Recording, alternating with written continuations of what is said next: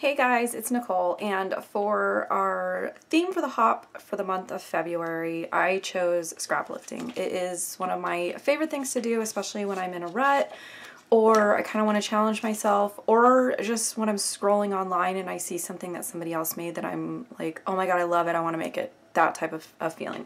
So for mine today, one of my online friends, I want to say maybe 2 years ago, she switched from traditional paper scrapbooking to digital scrapbooking, and her layouts are always the ones that I kind of stop and like really look at and like really dissect and kind of be like, you know what, I might be able to scraplift this in paper. And so I went back to her Instagram account, and actually I just happened to catch it when she was uploading a bunch of like heart themed stuff for a challenge that we're doing on the boards.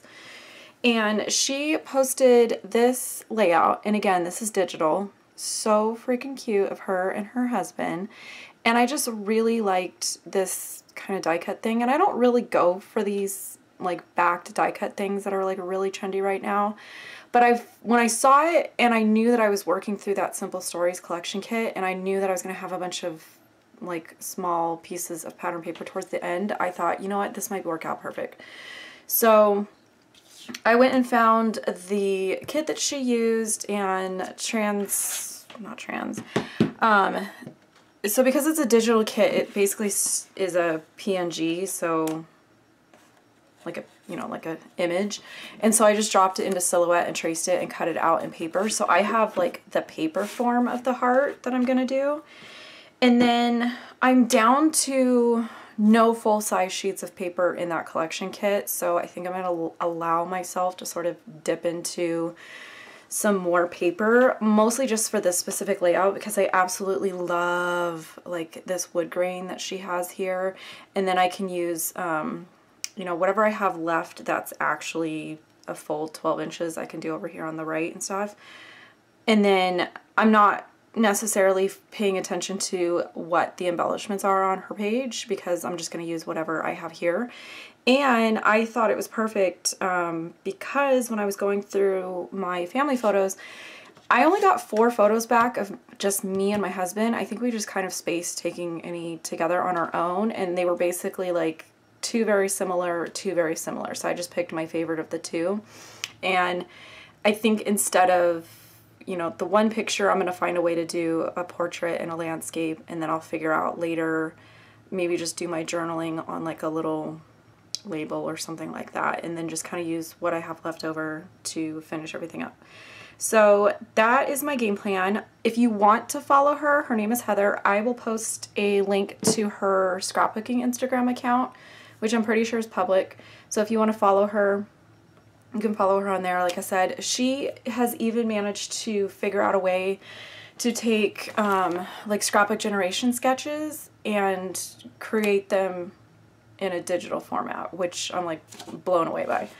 So I'm gonna go ahead and kind of see if I can take her digital layout, scraplift it into paper, but also incorporate things that I enjoy and things that are sort of in my wheelhouse or my style. So I'm gonna go ahead and put you guys on fast forward and get working on layout.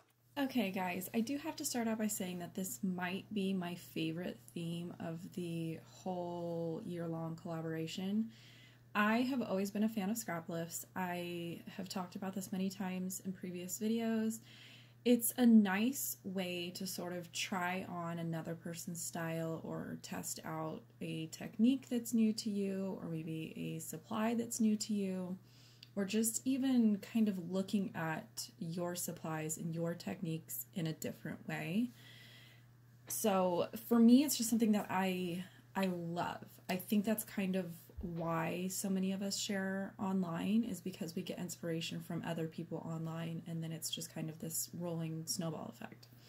So I just kind of figured with February kind of normally being like a traditional love theme, you know, you're going to have a lot of Valentine's Day challenges out there in different Facebook groups and stuff like that, and heart themed things. I just kind of was like, you know what is something that I personally love doing in scrapbooking? And for me, it's scrap lifts. And I do sort of have my go-to for inspiration. for years and years and years, when Two Peas in a Bucket was still sort of the place to go online, and they had the Garden Girls that were available for inspiration, and there was a video every day of the week, Jen Gallagher and Nicole McGork were my absolute favorites. I think their styles were more in line with mine compared to the other Garden Girls that were on there. And then later on, I discovered Carrie Bradford files from the layouts that I was watching Nicole McGork put out, and I fell in love with her photo collages and her digital die cut designs. And then Laura Vegas is on her design team, and I think she still is, but I will typically go to the same people over and over again. So I will go to, again, I'll go to Nicole McGork's, either her blog and go sort of back years ago when she was still posting scrapbook layouts, or I'll go to the Two Peas in a Bucket YouTube channel, which is still active. I will go to Jen Gallagher's YouTube channel. Laura Vegas has a blog and an Instagram that I'll kind of go to.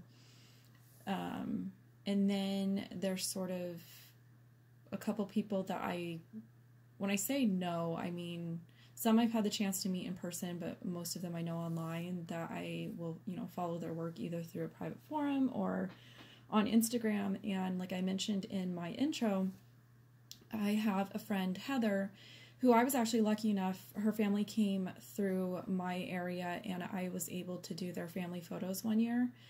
So it was really fun to be able to not only catch up with her, but to also sort of provide her with family photos to then turn into scrapbook layouts. So it was kind of this full circle friendship type thing.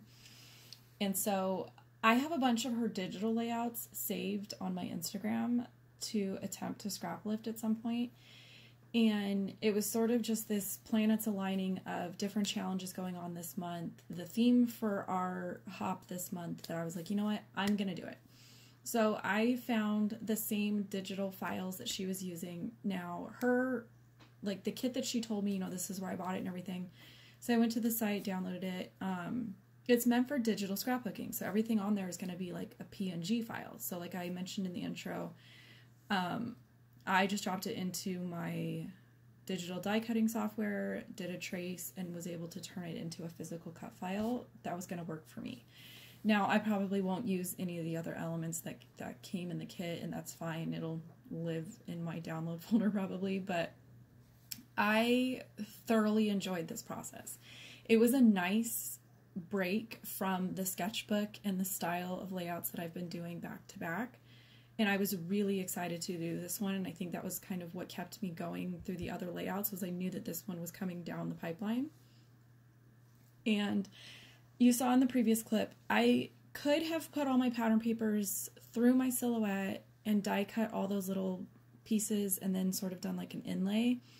But I do feel like sometimes the cut file or the machine and the way that they talk to each other will have like a slight issue that goes on where it doesn't cut it to be the exact same shape.